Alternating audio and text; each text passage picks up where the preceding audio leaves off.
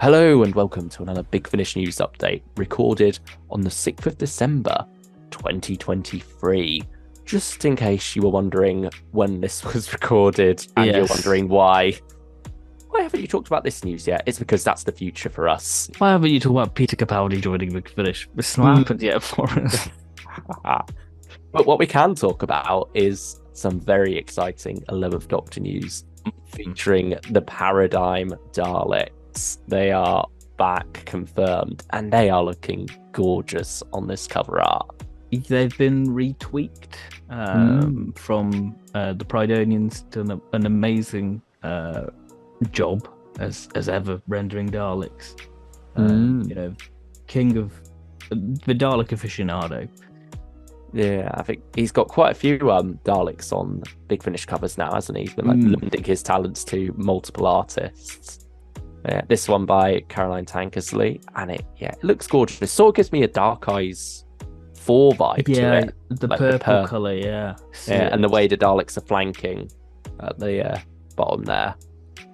Yeah, it comes together in that same way. This feels like such a long time coming. I think ever since this range was announced, I think we all had an inkling, God, they've got to do the Paradigm. I mean, not even that, but I think just the Paradigm comeback has been a long time coming anyway. Right back to 2010 when they were first unveiled to us and then had such a rude reception. Like the poor guys couldn't catch a break. Got mocked by the press, general public and fans alike. And, Doctor Who then done away with them. But now here they proudly stand on a Big Finish cover and we get to explore them a little more. Maybe even find out what the Eternal Daleks' purpose is. That's a big question. By Alfie Shaw over on Twitter. So, yeah. I mean, we know they're at least in one episode. So this is a 4-episode box at this time. It's the chunky one. Victory of the Doctor. Love that title. Yeah. I love how it's sort of doing the same thing that we had with Day of the Daleks, Day of the Doctor, doing that little bit of a twist. But we've got Didn't You Kill My Mother by John Dorney, which seems to be going back to, the whole arc there with Valerie Lockwood. Then we've got Daleks Victorious by Felicia Barker, who I believe also wrote The Conservators from Return of Joe Jones. Oh, right. Which was my favourite that box set. So, intrigued to see what she does here with the Paradigm Daleks. Then we got The Last Stand of Miss Valerie Lockwood by Alfie Shaw, which is a very short synopsis, simply reading RIP Valerie Lockwood, 6th of October, 5,324 redacted. Well, and then finally confirmed. Finally, Victory of the Doctor, again by Alfie Shaw. Another wonderful little synopsis. He told them to run, they should have listened. That's such an 11th Doctor synopsis as well. It feels so Moffat. And it sort of reminds me of the second trailer for the second box set. Oh. Yeah, it sort of gives me Demon's Run vibes. But it's nice that they are keeping those details close to their chests at the end here, because certainly, I mean, we've not even had the third box set yet, so there's quite a few arc details going on that we don't quite know where they're going yet. Are they leading to the Daleks? Are the Daleks going to be in like a new series style 3-part finale? Or is something else going on here? Are we only going to have Daleks in the second story and then some other twists and turns will happen after that? Who knows? Because certainly those synopses are vague enough that it could be either way. But the Daleks are certainly prominent on the cover and in the box set overall synopsis. I feel like they have to be the full thing. Yeah, which leads me to believe maybe that's where we are going. But I don't want to get my hopes too high for that, because I want to be able to enjoy, if it is just one Dalek story, enjoy it for what it is, expecting it to be that's all we're getting. And then pleasant surprise if there's more, but if not, hopefully at least it'll be a good one. And my hopes are high with this range, that Isle Away, it will be a good one because it goes from strength to strength, the 11th Doctor Chronicles. It just shows that should be the way Big Finish go for, like, the ongoing series, to get invested, to get connected with these characters. I think, it's Big Finish have really crafted the long form storytelling from the Dark Eyes days. We had sort of Doom Coalition, Stranded, Ravenous. And you can have your standalone episodes in there as well, and also have Breathing Room 2 mix things about a bit. We know they've done that with this series. There is flexibility there, but at the same time they have locked in and limited themselves to this. Yes, like the fact that Jacob Dudman was departing Big Finish and this was his big send-off. Alfie Shaw has really taken that to heart and said in a quote, knowing how a fixed finish line helped galvanize the entire team on this. We chucked everything we wanted to into it. It's the right time to go. So, I think it adds to the strength of the scripts, the fact that, each one is forced to count because it's one of a limited series. Whereas I worry for some other ranges that, there's a bit more of a throwaway feel to them sometimes. Yeah. The way that they approach their ongoing arcs. Like Dalek Universe, again, I think that crafted it beautifully. Yeah. I think when you have a clear, limited run, when you go in knowing how long you're spending in this world, I think it helps. And, we haven't spoken about Valerie Lockwood yet, but what a wonderful character she is. I'm not ready to say goodbye. Oh, I think so. It's funny because I've not yet listened to Broken Hearts, so I'm not even halfway through her adventure. Yeah, I'm 6 episodes out of 14 into this run. But, yeah, I'm not ready to say goodbye. No. I want more, Yeah. And we've got more coming. We're not even, as we say, not even halfway yet, but... I have to say, it's nice to be left wanting more. Yes. Than, the opposite of wanting them gone. Yeah. So, cannot wait for Victory of the Doctor. And we've still got Everywhere and Anywhere to go first. It feels weird to be over that box. It's like, yay, Cybermen, but no Paradigm Daleks of where it's at now. It feels wrong to be this close to the third box set and be like, no, I want my Paradigm boys. It's the Toy Story meme, we're dropping Woody / the Cybermen going, I don't want to play with you anymore. But that looks like another wonderful, exciting story by Alfie Shaw there, Sins of the Flesh. So, good times for 11th Doctor fans. And you very much are one, aren't you, Ben? This channel is Pertwee Smith 11. For today, shall we say Tree Lord Dudman 11? Yeah, should we talk about Revolution in Space? I think we should. Another February release. These aren't far away. We're nearing the end of 2023 already. These will be here before we know it. Tim Trelaw and Sadie Miller as the third Doctor and Sarah Jane off on an asteroid. With some unusual goings on, a 6-parter by Jonathan Morris. Another one from him. Yeah. They're keeping him busy this year. Yeah. Or this year coming, Well, this year, technically, because that's when he wrote them. But, yeah. They're looking great on the cover. They look like Among Us spacesuits. They look like a 1970s sort of action figure.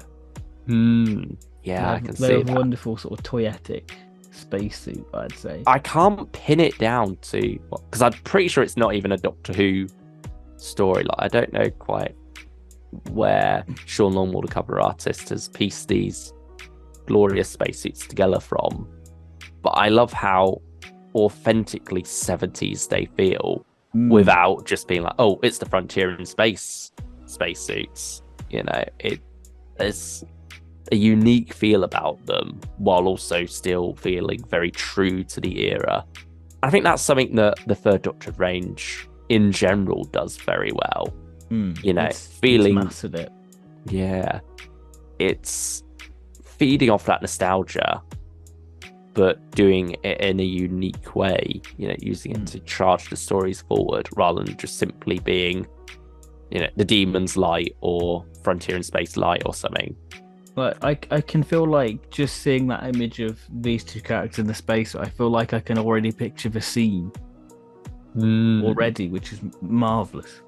I mean, I'm sort of getting Scourge of the Cybermen vibes as well, which is positive because that's a wonderful story. But, getting to explore this colony over 6 parts, I think that's something rather exciting.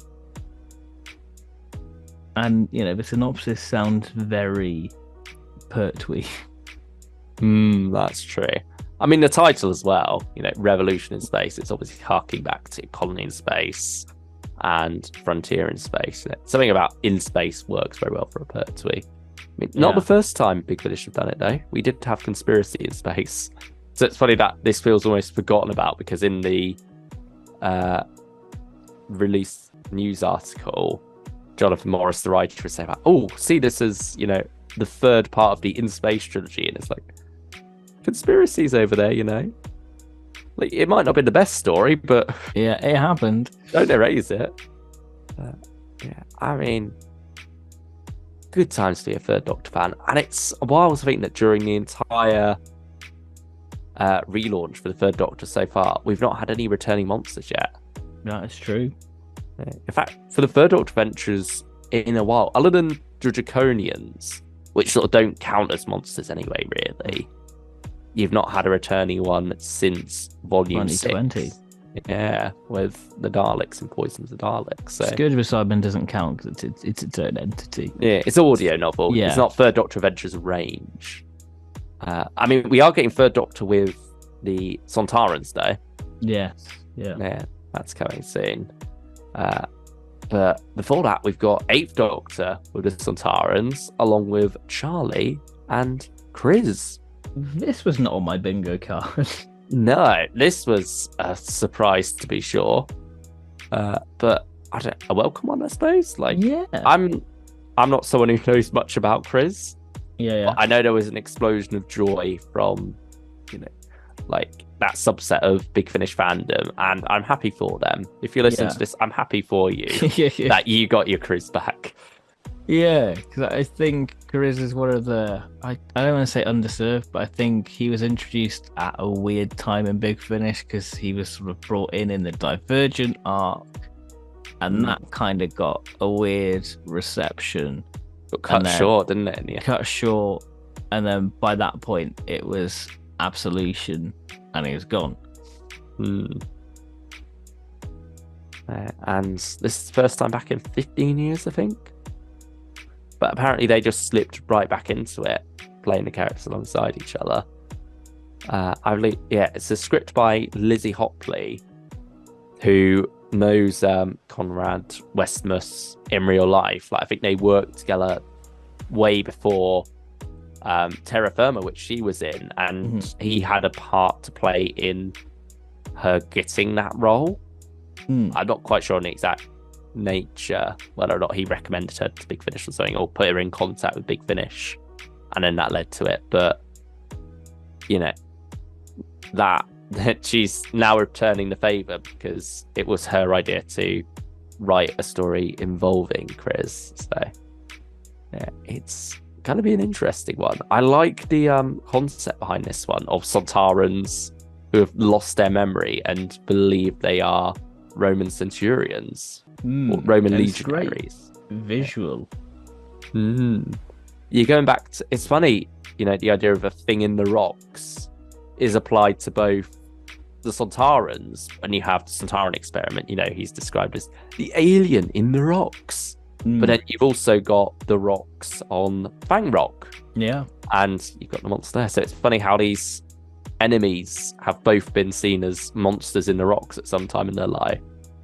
But yeah, so that'll be an exciting start to this Sontarans versus Rutans series, and makes you wonder what other surprise companions could turn up here. Yeah. Are we gonna get the third Doctor, Sarah Jane, and Jeremy from Paradise of Death and Ghost of End Space? That'd be a wild. That would be wild. It's a deep cut, but you know, who knows? I mean, maybe this could be our chance to get Constance and Flip back. Yeah, the Sixth Doctor. I'd probably be male though, because yeah, she seems to know the Sixth Doctor and pretty much everything. And ended up with David Tennant and Ncuti Gatwa and pretty much everything as well. Yeah, by the looks of it. Male's Renaissance. But no, I'm looking forward to the Battle of Giants Causeway. It looks like a solid start to this interesting little mini-series that Big Finish have going on, focusing nice on little mini beat. Yeah, celebrating 50 years of them. I'm glad we get it spread out over 4 months as well. And of course, get individual cover art for it too. This is a very wonderful bit of cover art from Sean Longmore here. I'm sure we'll cover those as well. Should we talk about another January release? Oh, should we talk about something that's happening in June first? Go for it. Yeah, we'll save the January release till last, because we know Stephen Noonan's waiting for us to talk about it. We know he watches. That's true. We like to tease him and make him wait till the end. But first, Big Finish Day is happening again come 2024. The first proper one since is it 2018 the last one, or 19? No, well, there was one, I think 2022, because they announced the Fugitive Doctor and Call Me Master series, didn't they, in Derby? Oh, time goes so quickly. Yeah. I forgot about that. I thought that was just like a Gallifrey. No. Something. No. Oh wow. So I imagine shows how much attention I pay to Big Finish news. Yeah, I mean, I'm sure we'll get some hot fire news that day. Yeah. So this is June 8th, 11 a.m. to 8 p.m. Is it a new location? Yeah, new location. I suppose. Yeah. It's probably like trying to allow time for people to get there. Mm-hmm. You know, if you're commuting in the morning, you don't want to miss the early panels. Yeah. In London now, isn't it? Yeah, I think they had it in London originally in like a school hall or something like that. Oh. And then they went to Slough, which is the one I went to, in a hotel. Been up in Derby for a while, haven't they? The quad. Yeah, since it come back. But now we're living it up in London. Which I suppose, sort of like for those in that area, it's sort of like the easiest hub to get to, I suppose. Yeah. But, particularly for rail travel. Mm-hmm. But do you think you'll be going? I think so. I think so. It's about time. Yeah. To go. Same here. I think about time to dive into some conventions. But I mean, tickets are limited though. I think there's 500 of them. They're not going cheap either. But... Yeah, I think it's 75 quid the standard ticket. Yeah, then 150 for the VIP. So, if you do want to go, certainly don't waste your time with those tickets. Grab them while you can. Mm-hmm. And maybe we will see you there. Yeah, do a live report. I don't know. I'm sure we'll do a vlog or something. Yeah, I'm sure we'll cover it. We'll buy our tickets and then we'll start planning. Yeah, best not to get too ahead of ourselves. Yeah. Get the tickets sorted first. But anyway, now first Doctor news. Yeah, there we go. It's the moment Stephen Noonan's been waiting for, at least. Yes, we've got a Fugitive of the Daleks cover and trailer, because we didn't talk about that last time either. And Dodo is back in this.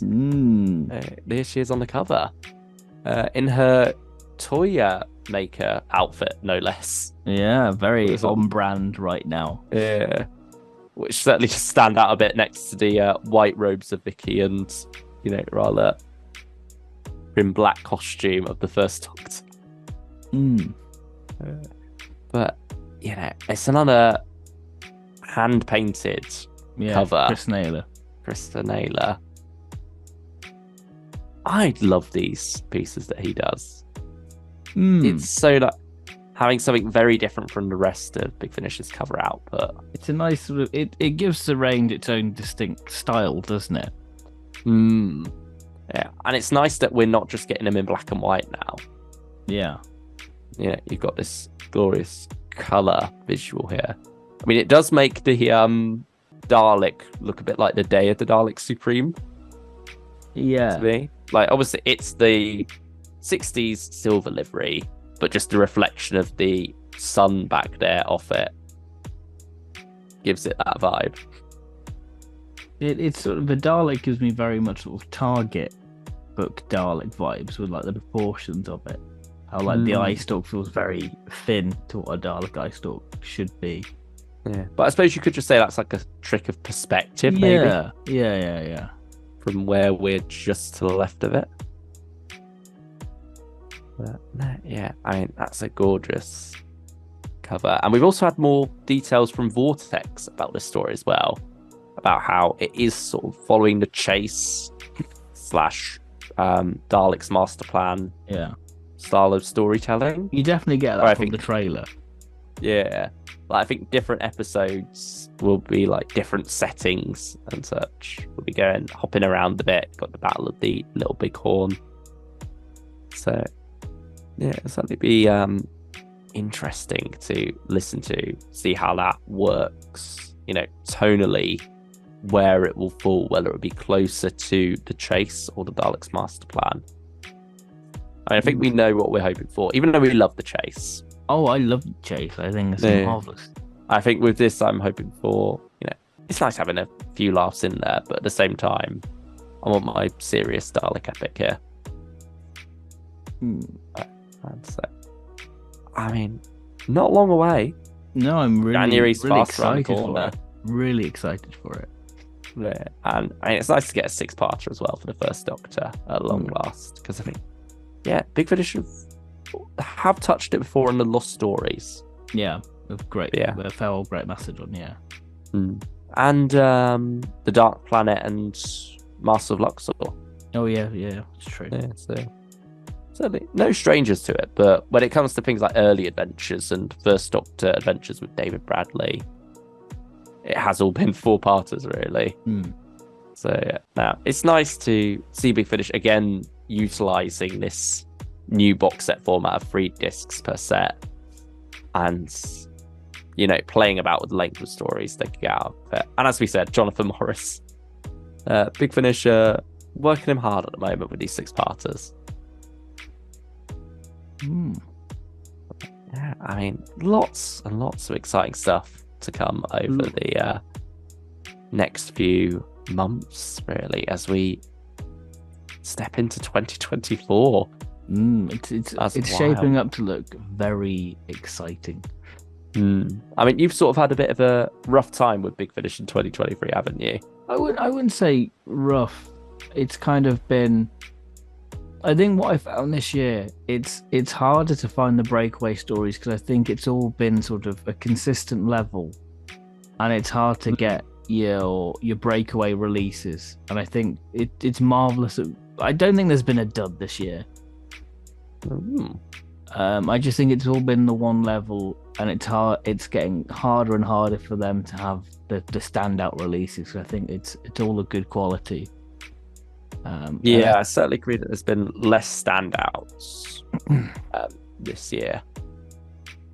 But I'm sure we'll cover that in our 2023 tier list of what were the highs for us and what were the midpoints. Because I don't think Daleks Genesis of Terror is the worst thing out there. No, definitely not. Yeah, we'll be defending that, probably ripping into a few other things as well when we do that tier list. Yeah. So look forward to that video. Look forward to reviews of Fugitive of the Daleks, Sontarans versus Rutans, Victory of the Doctor. Yeah. I mean, we could always do a Victory of the Daleks review. I love Victory of the Daleks. I love Victory of the Daleks too. And of course, Revolution in Space as well. The full wonderful things are coming from Big Finish.